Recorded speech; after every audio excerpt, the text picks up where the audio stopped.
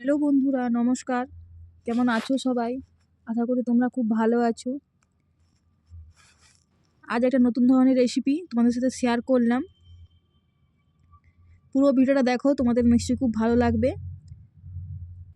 আজ আমি বানাচ্ছি কাঁচা টমেটো দিয়ে আলু দিয়ে তরকারি। খুব সুস্বাদু একটা হেলদি খাবার। পুরো ভিডিওটা দেখো, তোমাদের নিশ্চয়ই খুব ভালো লাগবে।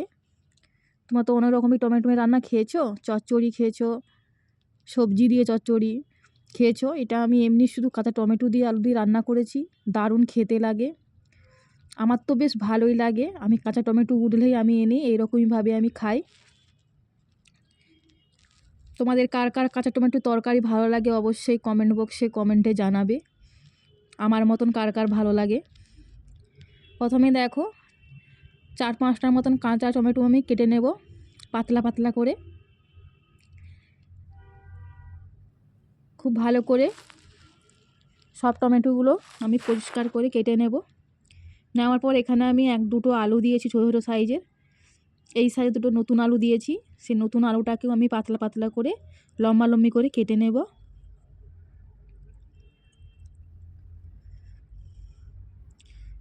গরম গরম ভাতের সাথে খাও, রুটির সাথে খাও, দারুণ খেতে লাগে। দেখো আলুটাকে এরকমইভাবে কেটে নেবে। দেওয়া কাটা হয়ে গেছে। এরপর আমি ভালো করে ধুয়ে নেব। ধুয়ে একটা প্লেটে করে তুলে নেব। দিয়ে এরপর একটা কড়াইতে আমি কড়াই গরম করতে পুশ করে দিয়েছি ওই পাশে।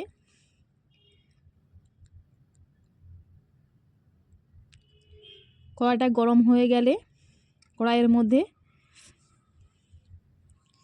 খানিকটা তেল দিয়ে দেবো, সরষার তেল।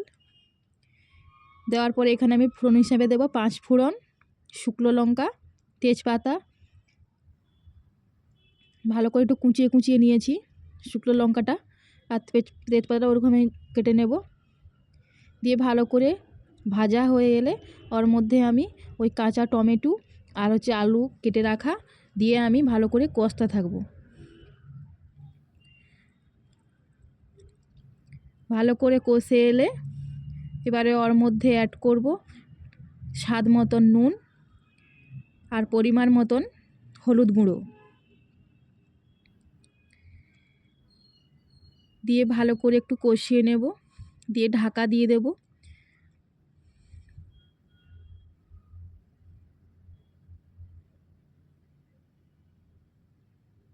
ঢাকা দেওয়ার পর ঢাকাটা খুলে আর একটু নেড়ে দেখে নেব আলুটা কতটা সেদ্ধ হয়ে গেছে।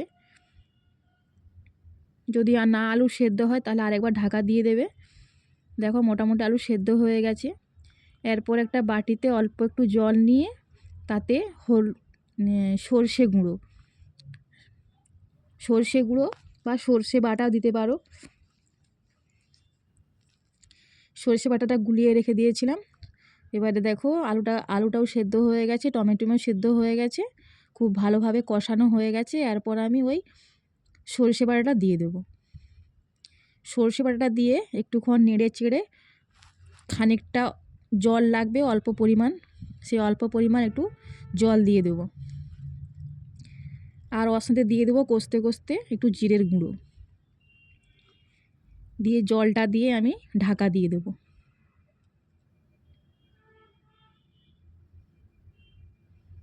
অল্প খানিকটা জল দিলেও হবে, বেশি জলের দরকার নেই, কারণ আলু আমার কষতে কষতে অনেকটা সেদ্ধ হয়েও গেছে। দেখো ঢাকা দেওয়ার পরে খুলে নিয়েছি। প্রায় মোটামুটি রান্না কমপ্লিট হয়ে গেছে। তোমরা এইভাবে একবার বাড়িতে রান্না করে খেও, খেতে খুব দারুণ লাগে, অসাধারণ লাগে। তোমাদের যদি রেসিপিটা ভালো লাগে অবশ্যই লাইক কমেন্ট শেয়ার করবে।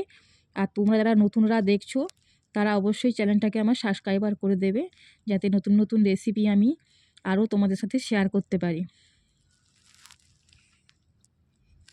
এরপর একটা বাটিতে করে তুলে নেব। একদম গরম গরম ভাতের সাথে গরম গরম খাও, ফাটাফাটি লাগে। সবাই ভালো থেকো, সুস্থ থেকো। দেখা হবে পরের রেসিপিতে। টাটা।